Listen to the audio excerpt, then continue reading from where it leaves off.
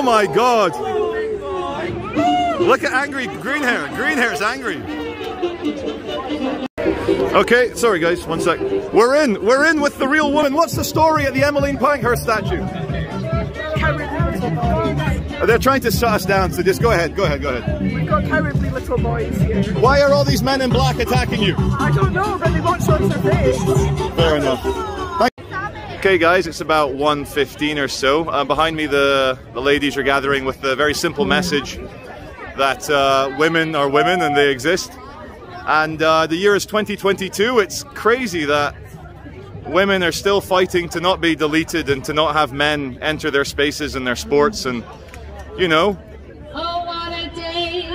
this kind of transcends any old paradigm of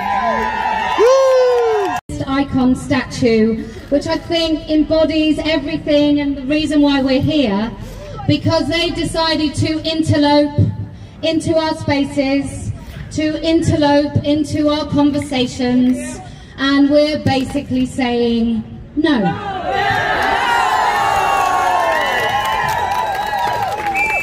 You're not coming for our kids, you're not coming for our spaces. Whatever you think you're going to gain from trying to trash women's rights, it's not going to happen. No, we're on your side. Not on my watch. We're on side.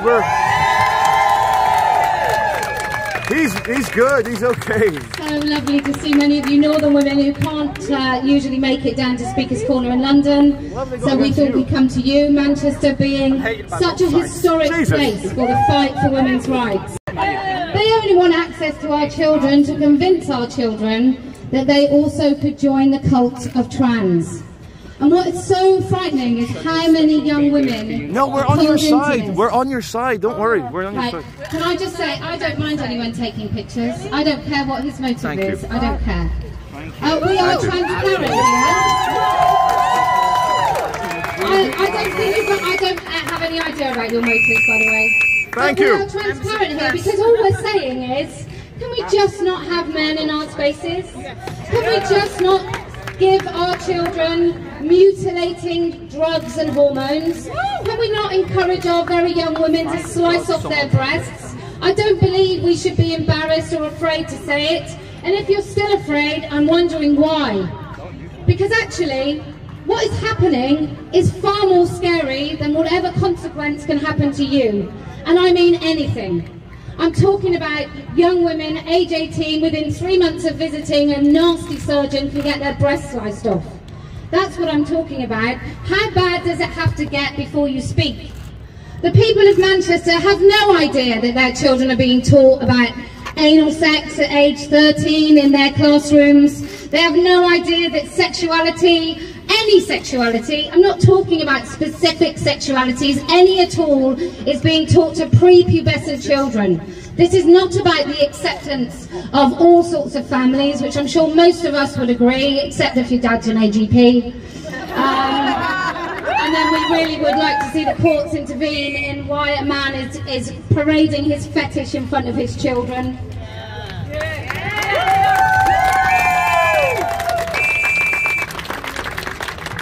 But each and every one of us have got a peak trans story, I'm sure. I'll tell you mine. Go ahead. So in 2015, David Cameron took office. I didn't see that coming. I was so embedded and wedded to the left that I really thought we had it. And then I realised I was in some sort of crazy echo chamber in which the left was no longer on my side. The left had decided, and I'm not saying the right's on our side, let me just make that clear, but the left had decided that what it wanted to do was prioritise men in dresses parading their fetish above women. And each and every corner I turned in my little left-wing bubble just turned against me. My question was, does my 11-year-old daughter have the right to use a female-only space and not see an adult penis? And for that I was told, no. No, she doesn't. She's a bigot. She's staring at genitals. She's raised a pervert. This was in left-wing feminist circles on Facebook and all types of social media. I'm now banned from Twitter. I've appealed, even with Elon Musk. I'm not allowed back in. It's just me and Trump. So hopefully I'm going to get an invite to Truth Social. Whee. But everywhere I turned, every place I'm sure any of you have looked for solidarity where you thought you would find it, you've been told, no, women aren't important. Did you not know? Did you not know we've been prioritising men accessing prostitutes all these years? Did you think that we'd change for you? Did you honestly think that when you said, can we just keep pervy men out of our spaces, that any of them would say, yes, of course you can, because I bloody did. And it didn't happen. So that was my peak trans story. In this lefty, awesome lefty women group, there were men basically looking like men who'd done trucking for most of their lives. More masculine men than I could care to envisage, who basically put on lipstick, took soft focus selfies and put them in the group chat where nobody was even discussing whether they were heterosexual, married, mothers, nothing. And these men basically put their selfies in, and do you know what the women did? Oh, your eye makeup is so great. Oh, you look so beautiful. You look like a sexy secretary. And I was like, well, that is what they're going for.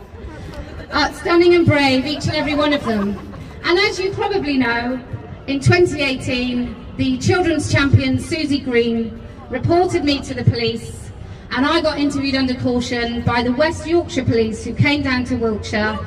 And what they decided to do was stay in a hotel, because you know how police forces are just brimming with money.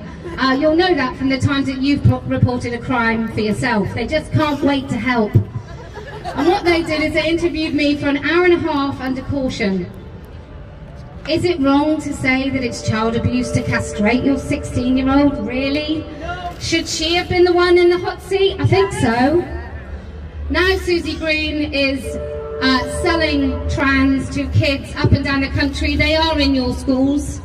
They tried to be in my school, what Giles did, and I just said, oh no, you won't be doing that. That's not going to happen. You are not going to make girls and boys afraid of their own opinions and their own dignity and their own safeguarding. You're not going to do that to kids, my kids, and you need to do it for your own.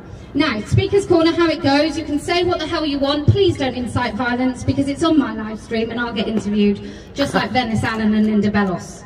So please don't incite violence. Please ignore the handmaids and the men in dresses. Please ignore them. They commandeered the statue. They can't take our voices, they can't take our thoughts, and they won't take our rights.